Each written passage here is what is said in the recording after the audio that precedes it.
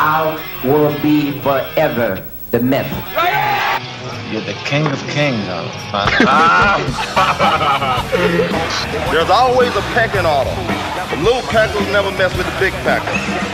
So I'm a rooster, and he's a chicken, so to speak.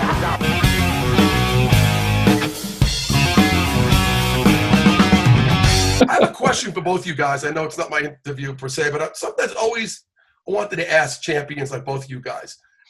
If you could go back in your career when you were preparing for a show, like maybe one of your big shows like the Olympia or the US, the America, whatever, would you do anything different of means? Would you say, like, is there one big thing you did that you change? Yeah, I've got a comment on that. That I think for me, what I've come to learn as well is that a lot of times we put more stress on ourselves than necessary, and stress creates more cortisol. It is detrimental to the body. It's detrimental to the mind.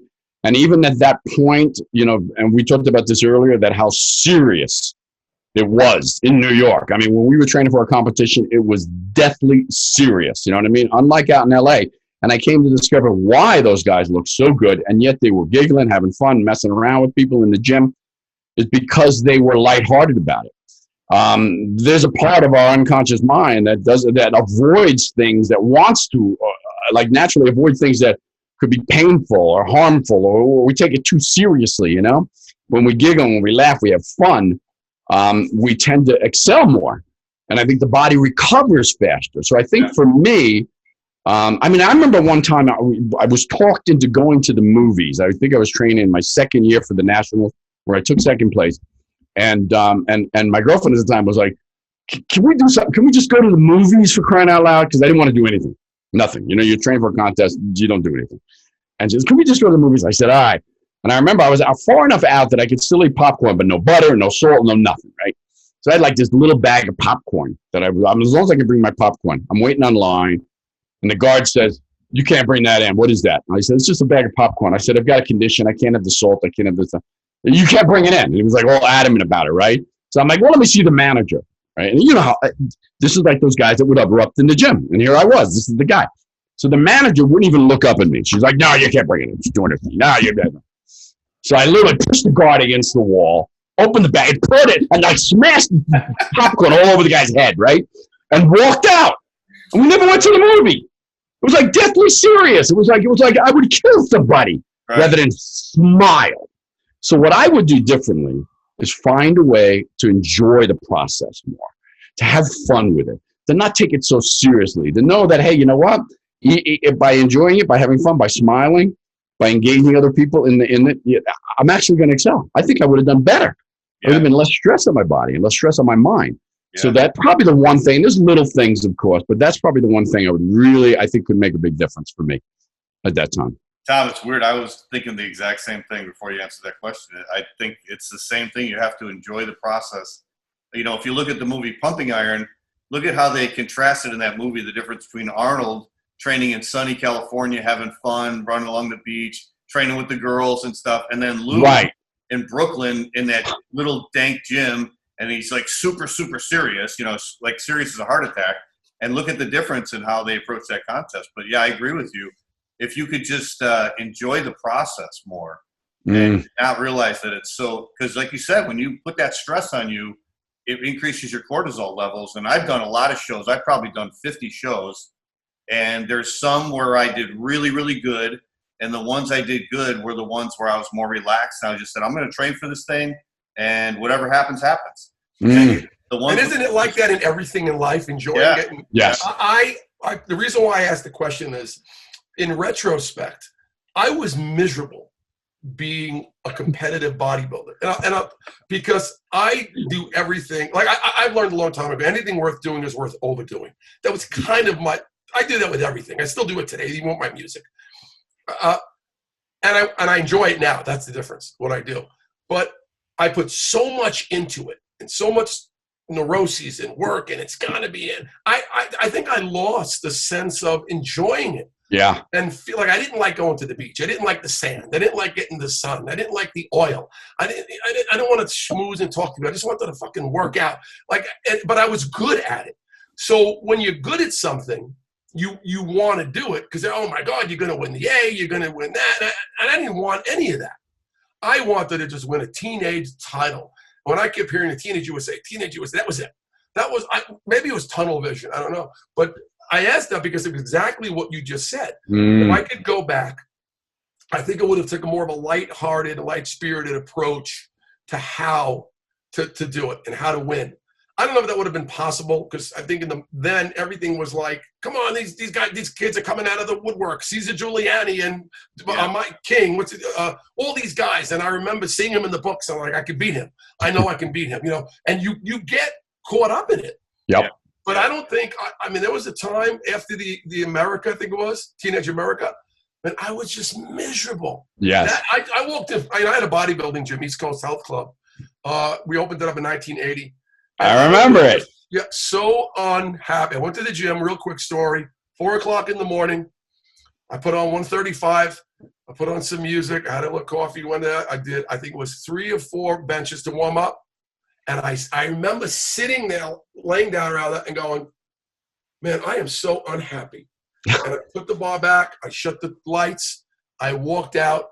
And I said, man, I just want to play guitar. I don't want to do this anymore. And I just opened the gym. Whoa. We just opened the gym. And it was like, Joey Fulco, teenage bodybuilding guy. That was going to be kind of the promotional outlook to get people to come in, which they were coming in anyway. But I just couldn't do it. But you hit it right on the head, Tom, right there. Yeah, and you did too. I mean, it's just like that is true for everything in life. And I got to go back to, and again, listen, when I heard that your daughter was on The Voice and competing, and I had to watch. We all had to watch. I mean, there's so many of us that just my in-laws who have no idea who you are or who Joey was were rooting for her because number one, she really looked like she was enjoying the process. Always smiling, always having fun. And she really looked like she was in the moment, and I don't know what took place backstage or what her actual experience was or mindset was, but in addition to her performing at her best in many respects, I'm sure there were moments when it wasn't her best, but it also allowed us to enjoy her performance more. Yes. Had it been so, imagine she was like we were when we were bodybuilding. Like this, I'm doing what I love, but I'm freaking miserable doing it. I remember one time my ex-wife actually told me, she goes, "You are a miserable bastard." I was just training for a contest. That's all I was doing. I'm a miserable bastard. I'll never forget that, man. That's what we do. We're miserable. Let's get over it. Yeah, get over it. Exactly. You'll never be a champion. You'll say that. You're too happy. You'll never be a champion, man. Hey, John, I'm going to do the same thing you did. I got to run it. Listen, 1 cup of espresso on it. It's the bathroom for me, man. But I will. Okay, well, he's gone for a second. I will tell you this though: my daughter getting on The Voice was a cool thing. That was quite the journey. Yeah, it took her since she's been singing since she's 2 years old. So to get on there, and look, John, you're a world champion. You understand what you got to put into it mentally. Yeah. And to get up there and sing and have people like you, it's suggestive like bodybuilding. Look, you're a perfect example, like we all are. You get on stage, you have a lot of time invested, you're dieting, you're posing, the mental aspect. Now you're saying to the judges, "Hi, like me." Mm-hmm. Because if they don't like you for whatever reason, they're not going to pick you. Right. It's not like you're going to hit a home run and win the game. Right. So she's singing and they're saying, "Like me." Yeah. What if you don't like that type of voice? Yeah. I don't think it's about better. It's just what it is, and bodybuilding is like that. How did she end up doing, Joey? She came out of 55,000 people. She made it to the finals, to top 17. Okay. And then she got off the show right around that point, and the phone started ringing for everybody to book her. And then COVID hit. Because it was during the middle that she had to film some of the shows at home. And they're like, "There's no gigs." They're like, "We want to sign you, but we wanted you to go in this," but then that got canceled. And everything just came to a screeching halt. Wow. Screeching halt. Yeah. Which was so hurtful in its own ways, but I took it. Like, let me tell you a little quick story. So the last show, they're going to tell her that she's off the show, right? And she's standing up to this way, if I can show you. and all I see is the back of her. Now, I'm in my kitchen. You can't see me on camera. And the host of the show, Carson Daly, says, the person moving on is, and he waits for the, the excitement. He goes, Joanne, whatever her name is. So Joey didn't move on, so Joey was off. And two things happened. Carson Daly says, wait a second, they're telling me in my phones, and they cut the feed. That was suspect to me. But the thing that got me was I saw my daughter's shoulders go from here to here. She was depleted. And I know that feeling. And Tommy, I know you know from losing a show that thing, okay? And she had that. I never felt so much angst and hurt in my life for her. Right. That's my daughter, right? I know how much work she put into it. Okay, she didn't go on. So the show's over, cameras go dead, go black. She's hugging me, and I'm like, Joey, and she's like, I'm sorry. I'm like, sorry, don't ever think you owe anybody an explanation. Sorry for nothing, little girl. You did amazing. You should be proud. She was amazing. I'm so proud of you on levels I can't even tell you. I wish I would have had the talent you did to even get that far in a singing competition, even though, and I was just explaining to Tommy about it's up for suggestion, because it's like you put on posing trunks, you get up there, you're like, please like me. Really, the judge doesn't like you look, it's just the way it is. You're not going to hit a home run and win the game or score the touchdown. Singing is like that. Either you like it or you don't. And you're being judged on that prowess of what you do. So after the show, she went out, and then she came back, and there were a couple of days. I said, okay, here's the rule. And I'm installing this at the dad. You can feel sorry for yourself one more day, and that's it. Now back to work. He said, you could have 2-3 days. I get it. But you know what? We're good now. No more. Get your ass back in the studio. We got gigs. Now you got to be a champion. Right. Pick yourself up. No more. You're done. And that was it. That was the end of the crying and the feeling sorry and the whole concept. Yeah, and you know what? Part of the issue is, and again, listen, athletes, bodybuilders, all sorts of athletes experience this. We give it our all. We've got a really great shot. Maybe it was, hey, you were anticipating, if you're a physique athlete watching, you were anticipating winning a national championship, winning a USA, doing something, and life was about to change radically for you. There was no going back to the pursuit of this goal. It's going to be accomplished, and suddenly it's not. And we all have that experience. Anyone who competes is going to have that experience where it didn't turn out the way we wanted it. And we've got to be able, like you said, pick yourself up by the bootstring. Hey, you can whine and feel sorry for yourself for a couple of days, but then you got to get back. You got to find that motivation to get back into the gym, get back into the studio, and pick the pieces back up and continue to move forward. Because there was a plan before that opportunity showed up. There was a plan. There was something. I want to achieve this. I want to do that. And it's just like, hey, you know what? This shouldn't be the end of it by any chance. But I will say this, that number one, we were really proud and excited, to watch your daughter and watch her do so well. But I really feel bad that she was, in many respects, denied. I don't want to say robbed, but denied all those opportunities that would have been there had it not been for this disruption. Right. And we spoke about that in depth. And I said, look, you're not the only person who was hurt or affected by this pandemic, whatever you want to call it. And we never, ever, as a family, for entertainment, have a political agenda. It's just not what we do. So you keep that to yourself if, in fact, it's important. Unless you have a soapbox to stand on and you're going to live it. We don't do that. We get on stage, we sing songs. We want to make people happy. Awesome. That's it. We don't do it. So I said the best we're going to do is follow the rules, stay safe, and let it take its course without us being, that person that's going to change the course of history because of a pandemic that hit. We can't do it. That's not what we do. So we stand clear of it. And so I said, think about how many other people are affected by this. I said, you didn't win a show and you might not get to go play live somewhere. I said, that's light in the concept of people who maybe died or lost family members or lost tragic. So how dare you? How dare us all to have any sad feelings? We did well. Our family did well. We supported each other. The journey, which this is all about, has been so robust with so many wonderful things. We did great.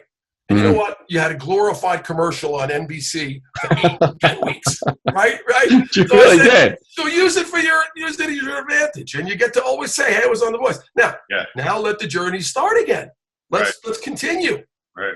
When I lost my show in '78, guys, I was devastated. I was devastated. Because like you just said, how you have a concept where you're going to go, everything's behind you. Here I am. I arrived at this moment. I'm going to win. I'm going to be champion. Boom, I lost. Casey Karachuk, am I saying his name? Casey Kacharik. Yeah. He won that year. He was good. He was great. I lost in '78 to him. I couldn't believe I lost. First of all, I shouldn't even been there in retrospect. But my mindset believed I could make it. And the next year, it was the next day I came back. I started training with 79. But I told her that. I said, "Do you really think champions are made by winning?" I said, "Champions are made by losing. That's what champions are." So then you use that to your advantage. Then there'll be a time for you to fit into what you're going to win or whatever you got to do. So but understand the distinction between winning and losing and getting involved. Because I know people who would be afraid to even consider getting involved in something. And they don't do it. That's a loser. Yep. I'd rather see you go into it and lose. That's a winner. And anyone like John being on the Olympia stage yourself, it's just like for your daughter to get up and when we talk about the experience of losing and the lessons that come from that, what makes you a champion, if you're willing to get back up, continue to move forward and keep fighting, right? Losing in front of or failing in front of a few hundred people or even 1,000 people.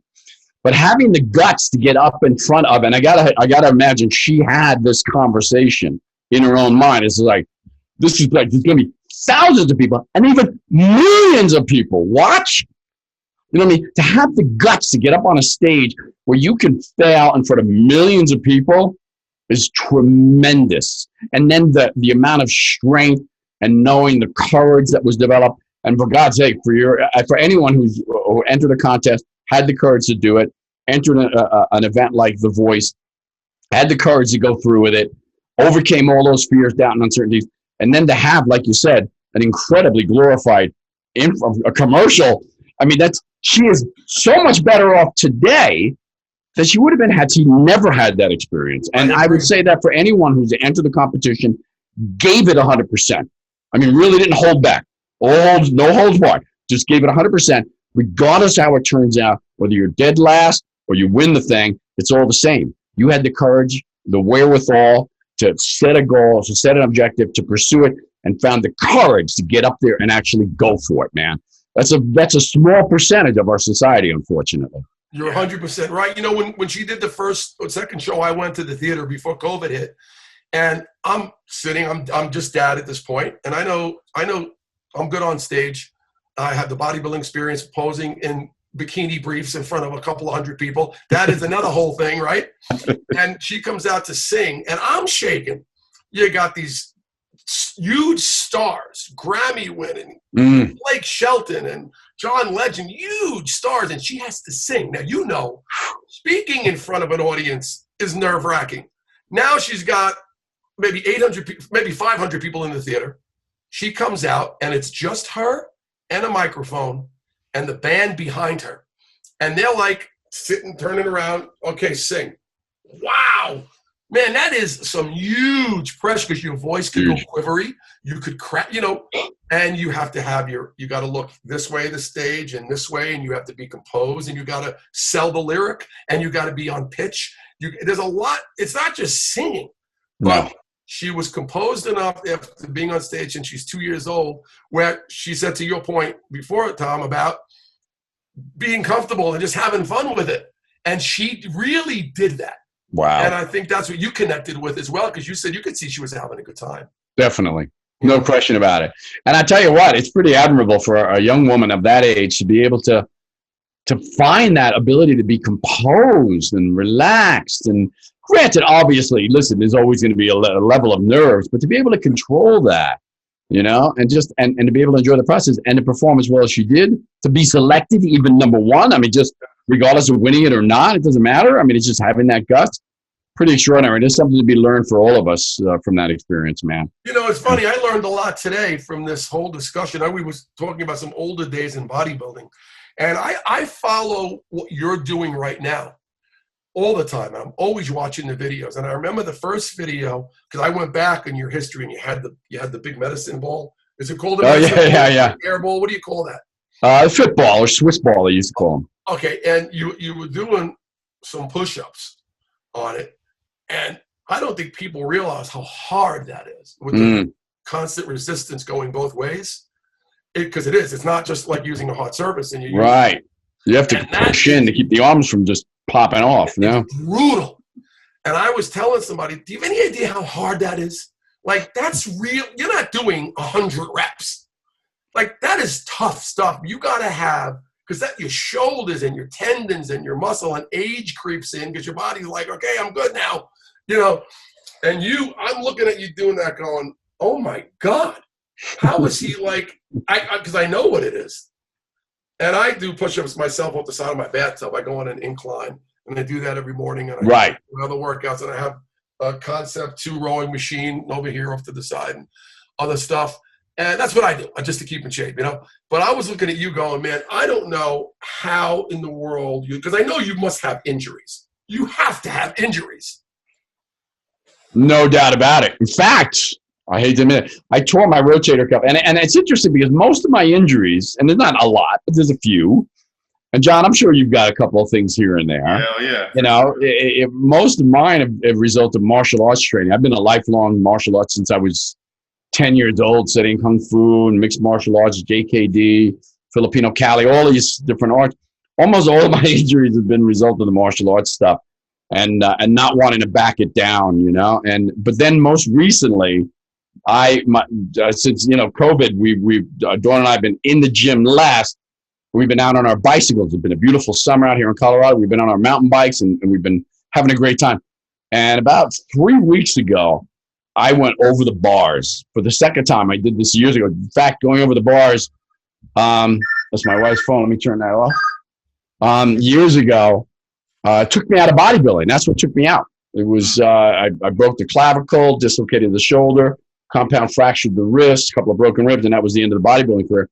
But I didn't learn my lesson. So we were out the other day, a couple of weeks ago, and I went over the bars again, man. Jeez. And it was one of those in the zone moments. They say, as you read about more about how to really get into that focused zone, bodybuilding, especially when you're lifting hard and heavy, there's a certain level of threat, almost a life and death kind of thing to a degree. And it's almost one of the elements required for really getting into that zone where everything stops or slows down to such a degree, time slows down. And I remember going over the bars last week and just like, it couldn't have been more than a fraction of a second. And how fast it happens, you know what I mean? But it was like I made decisions. Don't lead with the wrist, turn your head, drop the head, try to leap a little bit forward so you can land on this softer spot, avoid that rock. And it was all like going through my head in a fraction of a second. Wow. It was an extraordinary experience. Now I got the shit kicked out of me. You know, dislocated the shoulder again, really broke a toe, injured my ribs. So it's been a tough couple of weeks coming back from that. Wow. But at the same time, it's just like, hey, I refuse to let age or anything else stop me from getting out there, enjoying those things that I love to do. I mean, you can't imagine stopping playing guitaring or singing or being a performer because of something, you know what I mean? We just got to keep pushing through it and not allow. And it's interesting on Facebook, you know, just like, hey, you're too old for. It's like, bullshit, I'm too old. What am I too old? You know, when I can't get on the bike, I'm too old to ride them, okay? That's it.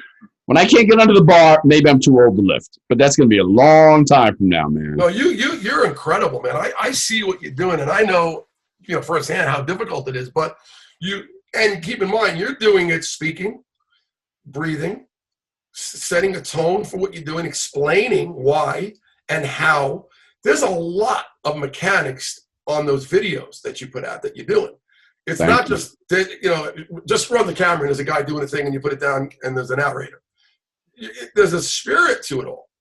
And it's really fantastic. And, you know, you don't see enough of that, but with somebody with so much experience and the spirit of it, man, it's really, really cool to watch it. Because I can't be my age and not look at it and go, you see, look, man, look at that guy. he won, blah, blah, blah, and he's still doing it. He's fucking 63, 62, now he's kicking ass. That's what I get from it. And I want to say to people, did you see what I just saw? Like, did you see that? Like, don't you think that's amazing? Like, you got to get, I'm like a kid when it comes to stuff that excites me. Because I'm always about, you could learn. You got to learn and be open to be better. And that, I think what you do makes us all better. Well, I truly appreciate that. Yeah. We all have our inspirations. I got to be honest. A couple of years ago, I went to the Olympia, not to compete certainly, but just to, to spectate. I wanted to see the competition. I wanted to see the expo. And I'm walking along, and all of a sudden I look over at this booth. I'm like, holy crap, that's John Hanson. and then I looked a second time. I'm like, and he's there with Samir Banood. I was like, holy cow, I had to go over. And it was John and I had never met. We had probably conversed a little bit on Facebook, but we had never met before. And there's a guy who inspired me, John, truly, man. I mean, what you've been able to do as a natural competitor. And even now, I mean, when was the last time you competed? It was relatively recent, wasn't it? 4 years. Like in the last couple of years? How long? 4 years ago. 4 years, man. I mean, I wouldn't even dream. In my wildest dream of getting back on stage, it was like, no, not going to happen, man. But you know what? I don't understand. I've seen a multitude of his photos. Can't understand. That guy, John, you're natural. And I'm looking at you going, wow, I would never have believed that in a million years. I would have said, bullshit. Don't tell me he's not taking Adabar. Don't tell me he's not taking propionate. Blah, blah, blah. Yeah, and it's not. It's true, man. I'm like, wow, that's some serious. I'm not that it diminishes like you said, the guy who takes this stuff, but man, that's quite an accomplishment to go dry. Thank you. It really is. I think you had an advantage to some degree. Understanding that you didn't do. And listen, and when I turned pro, my perspective changed a lot because I started competing with all these European guys, and I was spending a lot of time in Europe and training with some of these guys. And they would look at what I was doing and be like, what? This is it? Yeah. Whatever accent, they're Italian or German or Swiss. This is what you do? This is it? Yeah. This is like what I do off season. This is your contest prep? Yeah. Hey, you want to hear a great story, guys? We're talking about the 70s, right? Listen to this, John. You're going to love this. I win my show, and they send me out to Belgium and to France. And I'm going to do a posing exhibition, and it's going to be this thing from the teenage winner. And they put me with Serge Nubret and his wife, Jacqueline, at the time. Wow. Now, I go to his house, and we're hanging out together. And I go to his gym, and I'm representing the United States for this thing that's going to happen. And it was in Liège, Belgium. I'll never forget. They send me there. What happens is I'm at Serge's house, and I think I'm not sure if I slept over that night, but I was there for a while. I was there for a week or two. And he gets up one morning, and I'll never forget this. He's eating. He has a big cup of coffee. Now, traditionally in Europe, they have the small little. Right, the little espresso, yeah. In a big cup. And he has these rolls, and they're like regular bread rolls, not croissants, but rolls. And he's dipping them in, and he's eating, and there's a hole. And he said, oh, you can have them. And I'm looking at him like, I don't understand. What are you eating? He's like, oh, we don't know the roll and whatever. I'm like, well, don't you do eggs? He says, well, what do you eat? And I'm like, well, I'm eating chicken egg whites. I'm egg white. And he said, you should have this. It's okay. And he lifts up his shirt, and he's ripped to the bone. Man. And he said to me, I'll never forget, he goes, could I ask you something? I said, yeah, because it was kind of like we had just met. We were really getting friendly. He says, well, what do you take? And I said, well, Anavar and Dianabol, and every so often I take Synthroid or Diroxin, whatever. He laughs. He goes, no. He says, let me show you what you need. Goes inside, and he brings out Plethrol, Triacana, and all these exotic thyroids. Never even heard of this stuff. Yeah, the kind that you got to cut the top off with a saw. They come in a flat box about the size of this, actually about that size. Top is the powder. Under it is the solution, I guess the saline, whatever it may be. And in the middle is a little baby saw, this big. And what you do is you take the vial and you saw off the top. It has like a nipple tip, and you crack it. You extract it with the syringe, pour it in to the vial of powder and shake it. You got to wait. Then you take it out and you take the drug. He also gave me this, it's called, that was Plethrol and Triacana, and he says, let me give you the cream. I said, the cream? He said, yeah, it's called Triacana cream. I remember that. Astringent, and you put it on areas like between the bicep and between the pec. And then he gave me all this other exotic steroid stuff that wasn't never necessarily like a thyroid, or roxador, thymukase. And I went home. He sent me home with a suitcase full of these drugs. Listen, I took out all the drugs from the sheath it was in, and I rolled them up in my socks. And I went out and bought more socks, and I would put them in the socks. And I rolled them up, and I had them in my suitcase. And I came back to the United States with all these exotic drugs. And this is, I'm not ashamed, this was what it was. Yeah. And he said, you take those, and you can eat all the bread you want in the morning. And that was like the holy grail. I'm like, I can eat bread and butter and dip it in my coffee. Bread and butter. True story. He was, because I saw him eating. I'm like, it can't be, because you're ripped to them. In my mind, I'm like the egg whites, and you can't have any sodium and salt. And this is what I'm drinking. And I had to stay somewhat in shape because I was doing a posing thing. Oh, hell yeah. I'm going to have the cheval, which is horse meat, and the fries and the frites and all of, I'm in France. I'm in Belgium. This is what I want to have. Right. Because I heard of these wonderful foods. And it was my first trip to Europe, and he sent me back all of these drugs, and I couldn't believe it. His wife was beautiful and stunning. Yeah, she was beautiful. Oh, God. She was equally as in shape. I'm like, I said, she was good. She had a great body. She was always in great shape. I'm a little envious. I always wanted to meet Serge Nubret. I mean, that guy was like a movie star out there in France and Belgium. We trained in the gym, and he turned me on to all those exotics. And I forget, I think it was called, you know who I met? Yeah, what was the name of the cologne? Oh, God, there was a cologne that started with a P. Paco Rabanne. Paco Rabanne was a chemist. He's the guy who gave him all that knowledge and drugs. Wow. So I met Paco Rabanne, and he was the guy who was supplying and making all that stuff. No kidding. And that was it, Paco Rabanne. And that was like, he was there. And I met with him, and it was craziness. That was the thing. If you got an opportunity to go to Europe, and I didn't until later in my career. I was in Belgium as well. Spent some time in Belgium. Did the Grand Prix tour. Went all over the place. I'll never forget the Grand Prix tour, man. And again, listen. I hope we're not giving too much away, but I don't think any of this is trade secrets by any means.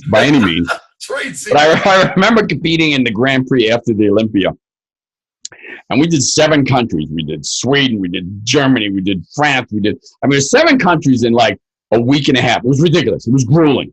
It tested your mettle. You know what I mean? And but I do remember, man, and I had no clue. I was clueless. And that, the bus, we were always on this big bus touring around, right? We slept in the bus, we toured on the bus, we ate on the bus. And I remember in Italy, we pulled up in front of this drugstore, this pharmacy. And it's almost like everyone knew but me. Like, what are we doing? I mean, they literally, like, everyone just piled into the drugstore, and came back out with like shopping bag of stuff. And I'm like, what the hell you got there, man? He's like, oh, you got this and this and this. And I was like, oh my God, you got to be kidding me. I'm like, am I missing out on something here? What's going on, man? I mean, everybody knew. And it was just like, that's what they did, because these guys had been there before. I'd never been there before. Yeah. So I didn't know this was the deal. Again, it wasn't, yeah. I'm sorry. I was going to ask you, do you think there was a time, Tom, when you abused the stuff? One time. And listen, I guess that's perspective too, because there might be those that would say any use is abuse, right? I mean, there are those that are that conservative about that and have their thought about it, and I understand that, I get it. But I will say this: the second year, after winning the national championship in '86, I competed in the Night of the Champions. I came in 6th at Night of the Champions. It was a big introductory show for a lot of new pros. We competed. Mike Ashley, who I beat at the Nationals, beat me. Gary Stridham won it, and I was still on my normal, let's call it my recipe, my normal, intake of the anabolics. And it was after that show, it was just like, then I got to meet a lot of the Europeans and stuff. And again, like I said, I showed these guys. We got into conversations. We're like Barry DeMay, for example, and we were talking, and they're looking at what I do. This is what I do. I didn't do anything all year. 3-4 months before competition, that was it. right? I was clean all the rest of the year. And they were like, this is what we do off season. We ramp it up big time before competition. So I was like, holy crap, this is what it's going to take, to get to the Olympia level and compete, for sure. And so I did for that next year. I did all that. And I got to tell you, it was the worst I ever looked, worst I ever felt, ever. I mean, I couldn't get rid of the water retention. I looked bloaty. Granted, I was, I got up to, by the way, you guys, I don't know how you guys got so big. I was never able to get, I think I'm about roughly the same height, but I was never able to get over like 215. Off season, like 215 was it for me, man. Oh, really? Wow. I never competed on stage at more than like 197, maybe 200 pounds, But that one time when I did too much that year, I learned a valuable lesson. I said, it isn't about this, for me. It was about the training, it was about the nutrition, it was mastering the mindset and all that. So it turned out to be a mistake for me to do too much. My body rebelled. It developed receptor affinity, and it just wasn't. Instead, it was just shit floating around in my body, looking for a home and taking on the form of estrogen. It just wasn't good, man. I remember there was a time when it got away from me, the concept of what it was. And I think it was a lot of because ignorance, obviously, and youth and inexperience. And I was taking a lot, man, more than, I can't believe I'm here a lot. That's that stuff. And I had a connection to get it was unparalleled, anything. And I remember saying, you're only taking 20 to edible, someone will take 25. I mean, I'm not kidding. And I remember Seba was the company that made the D-Ball. Yeah. And we were buying so much that we couldn't get the Seba. You had to get the alternative, which was the fake stuff, we used to call it, which didn't work as well. It's not the same. And no one's going to tell me it is. It's not. If it wasn't the real D-Ball from Seba, and the real testosterone, the propionate, cypionate, and the Anavar, and the Winstrol V, and all that crazy stuff. And then a Seclin came out. We used to put it in the arm, and it got to be craziness. And then I remember reading, and somebody said, I think it was Mihalik, well, steroids make cells grow. And it hit me. I said, well, it's not prejudiced. Cancer cells. That's right. So it's not saying big muscles, big biceps, it's everything's going to grow. And that was when I put the bar down at 4:00 in the morning in the gym. I think between that and wanting to do music, I said, you know what? What am I doing? Yeah. And I got to be 248 was my biggest. And I never had a problem growing. Granted, I was fat, but big fat, like bodybuilding fat. Sure, a lot of muscle off season, yeah. I was eating, I could grow, but I couldn't breathe. I remember sleeping one night, this thing, and I said, man, my heart must be just like, well, and thank God I said, Hail Mary, I'm done. I'm done, man. I can't do this. I'm killing myself. Yeah. And then you hear the stories of people we know we lost, Oh, I know. I mean, I retired in 91 after the Olympia and that Grand Prix tour. That's when I broke my arm. I moved to Colorado, broke the arm, and just rocked up my body. But it was like 92. It was like around that time, 92, 93, 94. That guy started experimenting with different things, insulin, IGF-1, the growth hormone. Growth hormone became the staple. And again, go back to that idea that, it's non-discriminatory from a cellular growth perspective. Yeah. And even in many respects, growth hormone reproducing cells. Right. And again, if you've got cancer, and I've had bouts of skin cancer that I've had to deal with and continue to do so. That's like, even today, as a mature adult, a lot of, hormone replacement therapy clinics talk about growth hormone. Quite frankly, I'd love to be able to do minimum dosages of growth hormone right now at 60 plus, because I know it can be beneficial. But that whole idea of expanding cancer cells at a much more rapid pace is just not worth the price, man. Yeah. And a lot of guys didn't survive it, A lot of guys, especially with the insulin and stuff at that time. Yeah. So I'm glad I got out before all that became really mainstream, because I don't know, I might have experimented myself, Even today, I got to say, I speak to old 70 bodybuilders because that's really my connection. I didn't have much in the 80s because I was out. Nobody really, really talks about what, in fact, they were taking back in the day. You could ask a whole bunch of bodybuilders, and it's still kind of a moot subject, where they're not really saying, I took X amount of this, blah, blah, blah, blah. They're not laying out a recipe of what they did. Right. And even now, I'm like, I wonder what he was, because I never did growth hormone. I never got that far. When I started hearing about it. Expensive. Yeah, I never did. I did what I did, what I had, and it worked. I got in and got out because I was only in it from 76 to 79. So I was good. I got into other things, but that I was done. So, every time you hear champions like yourself and other guys, like even John Defendus, we would speak about it back in the day. But I never really talked to anybody say, what exactly were you taking? Right. It always seems to be a gray. Yeah. I don't know if you've experienced that yourself. I have actually, and there was a period of time that because I was living in Manhattan at the time, and this was the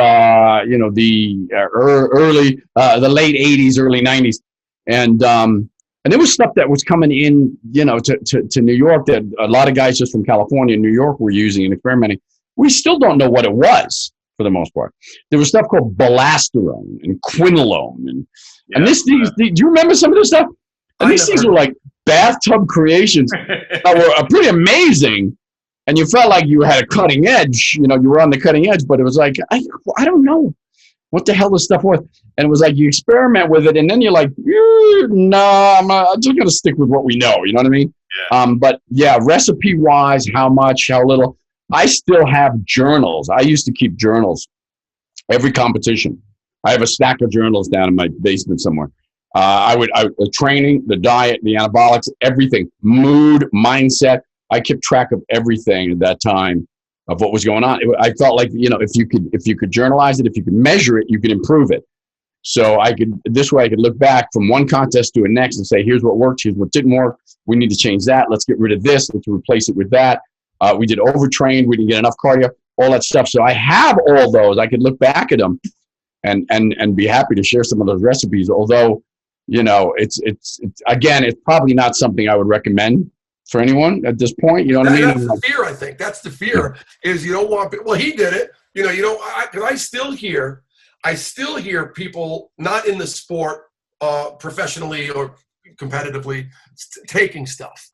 And I'm such a proponent of do not take this stuff for the reasons you speak about. Yeah. And I can't be an advocate big enough to say, guys, you're going to get hurt with this stuff, man, especially today with the way things are made chemically. Everything seems to be chemically enhanced or induced. I'm not so sure even organic has a viable word, is a viable word any longer. Right. So I say, you got to really be careful. You be taking stuff. What's the reason to walk around and go to a club? I mean, I know that's not that competing justifies it, but you really got to be careful with this. And I know from what I was taking, man, I could have killed a horse with the crap. And I'm not proud of that by any stretch. No, of course not. Because I put the work in. I did the hours and the twice a day and the 7 days a week. And I did it, man, for 4 years. But I remember stuff I was taking now. If you told me, I would be like, wow. Yeah. Oh, I can't even imagine. I can't even imagine. Today, not a chance. And I would discourage anyone from, listen, if I love the route that John took, and it shows that it can be done without that kind of support. It's difficult. It's much more challenging without question. But the advantage that guys have today, outside not being able to find a damn good training partner or some good coach, there's a lot of coaches out there hanging their shingle up and don't know what the hell they're doing and will just push the anabolics on you. Is the advantage you have today. You have much more refined supplements. You talked about earlier, Joe. Bob Hoffman's desiccated liver. I mean, we had no refined protein drinks. We used to blend up Bruges, desiccated liver, peanut butter, raw eggs, whole milk, and that was our protein drinks, man. It was a protein drink. And I'll tell you what, man, you didn't want to be in the house with, Bruges, desiccated liver is not the best thing for keeping a spouse or a girlfriend around. Know what you were drinking. Hey, I have another question if we have time. You guys don't mind. John and I was speaking about this earlier. Tom, what is your take? And it's such a hard question, I'm sure, but because you're the only rat hole yourself here. But what do you think of the new bodybuilders compared to the older guys? I might be older. I mean that with all respect. I'm going to say 70s, 80 guys. Real classic, classic, yeah. Classic. It is totally different. Yeah. Well, certainly the shows are different, but I get into that if we have time. Absolutely. Well, certainly the bodybuilders today. I mean, it just and let me preface this with, at the time, you and I and John and everyone else that was competing back in the 70s, early 80s, even into the 90s, we all had one mentality. It was almost a bury me massive mentality. It was about getting big. The reason we got under 300, 400 pound squats and did multiple reps and sets was to get freaking big. We wanted to define, we wanted to shape, we wanted to, create aesthetics at the same time. But it was like, you wanted those aesthetics as big as you could possibly be. So if we could have been, could you imagine being, looking like one of today's bodybuilding champions back then? I mean, you would have dominated, granted it's not as pretty, but you would have dominated because you're just so huge and muscular and just crazy over the top. You know what I mean? So I can't criticize them for wanting to be like just freaks. And that's what they're pursuing. They're becoming freaks in many respects. Guys are at my height, 5'9", 300 pounds. It's like, we would have done that. We would have done that too. Look, if one of those guys walk into 1978, 79, if you could have looked like that, you would have done it in a heartbeat. And no question. I don't take anything away from these guys. I think the classic physique is a thing of the past, at least now. Yeah. But I see these new guys, and I'm thoroughly impressed because I don't even know how. I don't know how they do it, what they're doing, and they seem to have gotten this whole belly, this distended belly thing. They seem to have gotten that a little bit under control. I don't know if that was a growth hormone thing, but what was going on? But it was like for about 8 or so years or so, it was really bad. I think they've gotten it under control. I don't know how. I'm not involved in it at the moment, Right. But so beyond that, I do like. What would do that, Tom? What would make a belly protrude like that? Growth hormone, IGF-1, insulin. The growth hormone for sure. Because keep in mind, again, if you're working your abdominals hard, right, and that muscle is growing, it's getting thicker and thicker and thicker and thicker, and ultimately too much for the transverse abdominis to even keep retained, you might say. So it just starts to push out like a belly. And the intestines are growing. Cellular growth happens everywhere. Cancer cells, muscle cells, intestines, all that stuff. When you're doing massive amounts of growth hormone, IGF-1 and insulin, could easily expand to that level. So I think they've managed to pull it back and find a way to control it and still be big and muscular. So, I mean, these guys, I don't admire the physiques. There are some that are just like, dude, that's ugly, man. I don't dig it at all. But I will say this, that the introduction of the classic physique division, the whole physique division with the board shorts and the low legs, I have a hard time admiring it. The upper bodies are fantastic, great. I don't get that at all. Yeah, I don't get it. I love their abdominals. They look great, in a pair of jeans. Yeah.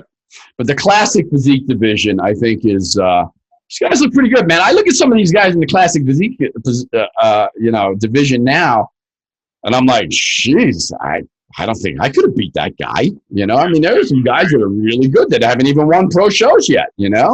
Right. So I listen. I guess it is what it is. It's got to evolve.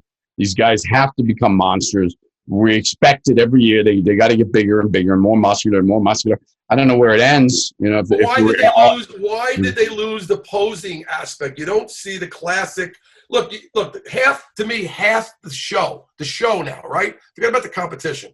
Half the show is showing what you've done. That's the whole thing. If you're not showing it, why are you fucking showing up at the competition? Absolutely. You're supposed to pose and have the thing. Is it just standing like a grunt? I mean, it's like they're sending a fucking photo. Yeah. They're standing like a grunt and then like, okay, give it to me. No!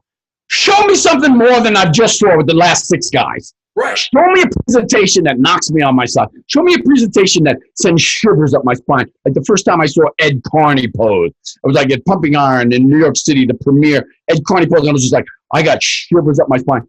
That presentation, that movie, literally, I was a 15-year-old kid heading in the wrong direction with the bad self-esteem. I saw that movie and it changed everything.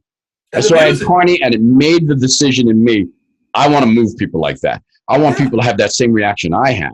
So I don't know. I mean, it's hard to explain why that has disappeared. They stopped judging the posing for the pros, and I think everything goes down. Because we were inspired, like you said. Trickle down. Yeah, you were inspired by Ed Carney. You were inspired by all the pros. And when we were teenagers, we looked at all the pros, and they were great posers. Mm-hmm. So we all wanted to be great posers. And now I think the pros, for the most part, are terrible posers. I don't think they work on it at all. No, again, maybe because it's not part of the judging. I don't think there's any real effort put towards it at all. No. A couple of guys like Kai Green. There are a couple others. I hate to say that I don't know who they are, but I'm sure there's some that are really making the effort to make that happen. But since they took that away, that judging criteria, and it's work. I remember I've been complimented, not to blow my own horn, I've been complimented several times on my 91 Olympia routine that it may be one of the best routines in bodybuilding history. And I'm excited by that people still remember it. Yeah. There was a freaking lot of work, man. Right. I mean, I spent months putting it together, picking the music out and mastering it, man. That was the mechanics of it, though. That was so part of the sport. Look, I call it a sport, right? Because it is a sport. So to me, that's part of it. It's like today when you see pitchers, they don't do the wind-up anymore. They just go right for they're in the side. That's it. It's like, what happened to the finesse of let me show you? And even some of these competitions, it's a cattle call because they got 125 guys come in. None of them even get to show what they've done. Nope. That is so unfair and unreasonable to me. These people work hard. They paid their money. Their family came out. They all got hotels. They're in there, and they walk out and they walk off and say, okay, you didn't make it. Get the fuck out of here. I'm sorry, man. It pisses me off. I saw it with my daughter last year because I hadn't been to a bodybuilding show in 20 years. And I saw that, and I was like, well, isn't he going to pose? She's like, no, he just can't. I'm like, that's it? He broke his balls all this time dieting and killing himself for that? Give the guy 30 seconds. Give him 30 seconds at least. Come on, his family's here. Right. Let him show a little bit. You know what I mean? Yes. I agree. Yeah, and the other thing that I don't like about today's sport, is when did this start? Yeah. When did we start standing like this? I mean, what is that? Is that even remotely aesthetic? Is that like? No. Is that even remotely natural looking? I mean, look back to the guys like, even the Olympia. You didn't see Samir Bannout standing like that. You didn't see Serge Nubret. You didn't see Arnold. You didn't see Lee Haney. You didn't even see Dorian Yates, who was the gatekeeper of the next generation. You didn't see him standing like that, bow-legged like I just got off the horse, like somebody's holding her arms up with strings. I mean, what? Right. I work with a young athlete today. You guys good. I discourage that. He can't do it because everybody's doing it. I'm like, don't do that. What are you going to say? Your lats are too big? Come on, it's ridiculous. Yeah. There's 6 feet between your arms and your lats. Your lats aren't that big. Look, you guys both hit it on the head, and I got to tell you, man, I think of those, you could call it classic days or golden age. For me, it was golden age, and because I got to live it and be in it and be a part of it. And I know the stories I have with Halleck and the insanity. As crazy as it was, I still believe it was a more romantic time for physique and bodybuilding. Yeah. And you knew the players. It seemed to have a different, like Robbie Robinson. I saw him training at Gold's Gym, and I was amazed. He was like a star. Yes. I don't see that today. And I'm not trying to diminish today at any stretch. But when I saw, like, even Lou and Serge Nubret and Cal Scalzak and all these, my God, they were like rock stars. Yeah. Like, there he is. Oh, my God. Like, their skin had a different hue to it. Yeah. It was like more of this golden thing. I can't put my hands on it, but it seemed plastic-like, like another world. I was so intrigued by, I want to be one of those. I still call it a muscle man. When I was a kid, I wanted to be a muscle man. Yep, absolutely. I tell you, man, the first time, number one, the first time I competed in Olympia, but the first time at the Night of the Champions. And again, like I said, I think I was 6 that year. I was competing against Robbie Robinson, Bertil Fox. Wow. And I was like, dude, I was literally backstage. I'm like rolling up. I'm like, oh my God, freaking Bertil Fox, Robbie Robinson. I mean, literally, I'm looking around for somebody to put oil on my back. Robbie Robinson was the nearest guy. Freaking Robbie Robinson put oil on my back. I'm like, that was like, the contest was over. That's what I told my friend at dinner. I'm like, Robbie Robinson freaking put oil on my back, man. I mean, it was just like, these guys were stars. They were legends. You know what I mean? To compete with them. Just even to see them was like, wow. Today, it's like, there's so many. Number one, there's so many. And they come and go. I mean, they look like monsters. And within a couple of years, they're gone. It's just like, we don't really have time to even follow them. They disappear. And then the next guy comes in, Yeah. I don't know. It's a different world. It's not as romantic as it used to be. No question. I can't believe you talk about competing against those guys. That to me is such a cool accomplishment to say that. I mean, look, to be on the stage and in the back room with those guys. Because, when we grew up, you talk about Night of the Champions and all those other shows, and legend, Robbie Robinson is a legend. I mean, you got to hang with him and be on that level. So it was so cool, man. Because I remember going to see one of the first Night of the Champions. Joe Nazario was competing in it. Robbie Robinson. Let's see who else was there. Danny Padilla. Mike Menser was competing. I think Mike Menser might have won it. Dennis Tenorino, all these guys that I grew up watching and looking at and reading about in the magazines. I was like, oh my God, I'm in the audience watching these guys. And then later on to compete against. Now, granted, Robbie was on the end of his career. So was Bertil Fox. Albert Beckles. My God. I was a teenager, and I went to see Albert Beckles was the guest poser in some teenage contest in Connecticut. You know what I mean? Yeah. And he gave me his autograph and flexed his arm. I was like, oh my God, it's freaking unbelievable. And here I am. I competed against Albert 3 times. He beat me twice. I beat him 1 time. And it was just like, freaking Albert Beckles, man. I was like I was still like a 15-year-old kid, honestly. Yeah. It was like, it was amazing to me. It was a different time. No question, man. All right, guys. Well, I'm going to let you guys go. What? We haven't hit the 3-hour mark yet. Come on, John. We got more stamina than that. You got a lot to say to the world. Yeah, we're going to have to bring you guys back for sure.